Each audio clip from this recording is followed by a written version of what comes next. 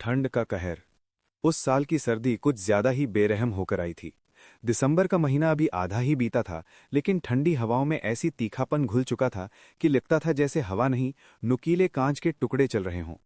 उत्तर भारत के उस छोटे से कस्बे में, जहां लोग आमतौर पर सर्दियों को चाय, धूप और रजाई में सिमटकर हंसते खेलते निकाल लेते थे, इस बार हालात कुछ और ही थे। सुबह आंख खुलते ही कोहरा इतना घना होता कि सामने का हाथ भी दिखाई न दे, और रात ढलते ढलते ठंड हड्डियों में उतर जाती।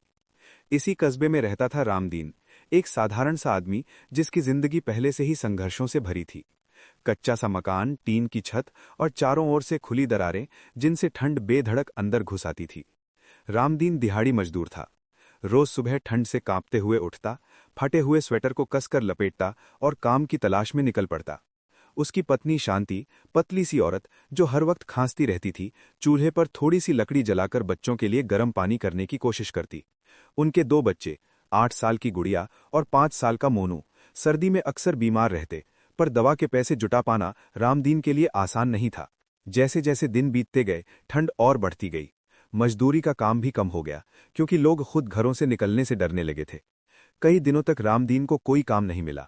जेब खाली थी, पेट आधा भरा और दिल चिंता से भरा हुआ। रात को जब पूरा परिवार एक पतली सी रजाई के नीचे सिमट कर लेटता, तो ठंड ऐसे लगती मानो मजाक उड़ा रही हो। शांति की खांसी बढ़ने लगी और एक रात उसे तेज बुखार आ गया। रामदीन ने उसे पास के सरकारी अस्पताल ले जाने की सोची, लेकिन वहां डॉक्टर ने साफ कह दिया कि दवा तो मिलेगी, पर कुछ जांचें बाहर से करानी होंगी। पैसे सुनते ही रामदीन की आंखों के सामने अंधेरा छा गया। उसी कस्बे में एक और परिवार रहता था, शर्मा जी का। पक्के मकान, हीटर, गरम कपड़े और हर सुविधा के बीच रहने वाले शर्मा जी रोज अखबार में ठंड से मरने वालों की खबरें पढ़ते और सिर हिलाकर कह देते, सरकार को कुछ करना चाहिए। लेकिन उनके शब्द सुबह की चाय के साथ ही खत्म हो जाते। वहीं दूसरी ओर रेलवे स्टेशन के पास फुटपाथ पर रहने वाले लोग ठंड से सबसे ज्यादा जूझ रहे थे। रात को स्टेशन के बाहर अलाव जलता तो दर्जनों लोग उसके चारों ओर बैठ जाते। किसी के पास कंबल नहीं था, किसी के पास जूते नहीं, कई बार सुबह होते होते कोई उठता ही नहीं। एक रात ठंड ने अपनी चरम सीमा पार कर दी। तापमान अचानक गिर गया।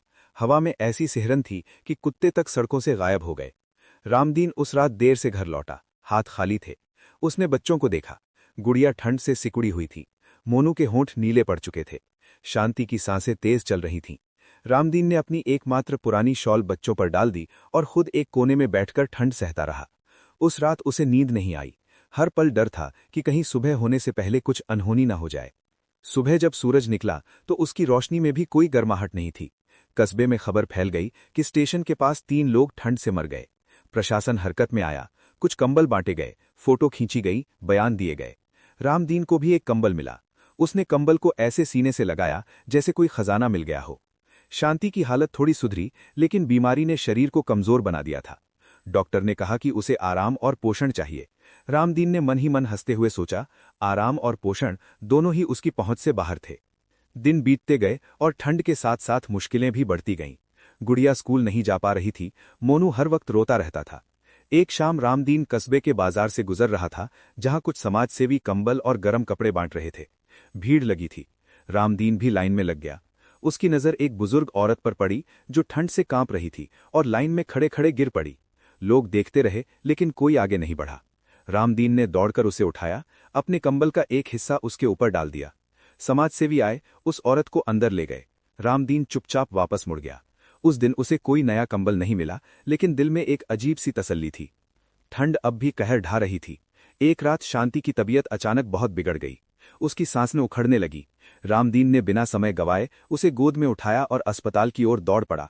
रास्ते में ठंडी हवा चेहरे पर चाबुक की तरह पड़ रही थी, लेकिन रामदीन रुका नहीं। अस्पताल पहुंचते पहुंचते बहुत देर हो चुकी थी। डॉक्टर ने सिर झुका लिया। शांति चली गई थी। उस पल रामदीन को लगा जैसे ठंड ने सिर्फ उसके शरीर को नहीं, उसकी पूरी दुनिया को जमा दिया हो। अगले दिन कस्बे में धूप निकली, लेकिन रामदीन के जीवन में अंधेरा छा चुका था। शांति की अंतिम विदाई के बाद वो बच्चों को लेकर घर लौटा। घर और भी सूना लग रहा था। गुड़िया चुप थी, मोनू बार बार मां को पुकार रहा था। रामदीन ने बच्चों को सीने से लगाया और पहली बार फूट फूट कर रोया। ठंड अब भी थी, लेकिन आंसुओं में कुछ गर्माहट थी। कुछ दिनों बाद मौसम ने करवट बदली। ठंड धीरे धीरे कम होने लगी। लोग फिर से अपनी जिंदगी में व्यस्त हो गए, लेकिन रामदीन के लिए ये सर्दी हमेशा के लिए एक जख्म बन गई थी। उसने काम फिर से शुरू किया, बच्चों को संभाला और जीवन को आगे बढ़ाने की कोशिश की। हर साल जब सर्दी आती, वो कस्बे के गरीब इलाकों में जाता, कंबल बांटता, अलाव जलवाता। उसे पता था कि ठंड सिर्फ मौसम नहीं होती, ये उन लोगों के लिए कहर बन जाती है जिनके पास उसे झेलने के साधन नहीं होते। समय के साथ रामदीन की जिंदगी थोड़ी संभली। गुड़िया बड़ी हुई, पढ़ाई में होशियार निकली, मोनू भी स्कूल जाने लगा। रामदीन ने मन में ठान लिया था कि वो अपने बच्चों को उस ठंड से लड़ने के काबिल बनाएगा जिसने उससे उसकी पत्नी छीन ली थी। कस्बे के लोग अब उसे सम्मान से देखते थे। वो सिर्फ एक मजदूर नहीं बल्कि एक मिसाल बन गया था, उस आदमी की जिसने ठंड के कहर में भी इंसानियत को जिंदा रखा। सर्दी हर साल आती रही, ठंड अपना असर दिखाती रही, लेकिन रामदीन के दिल में एक आग जलती रही, संघर्ष की, उम्मीद की और इंसानियत की। और यही आग उसे हर बार ठंड के कहर से लड़ने की ताकत देती रही।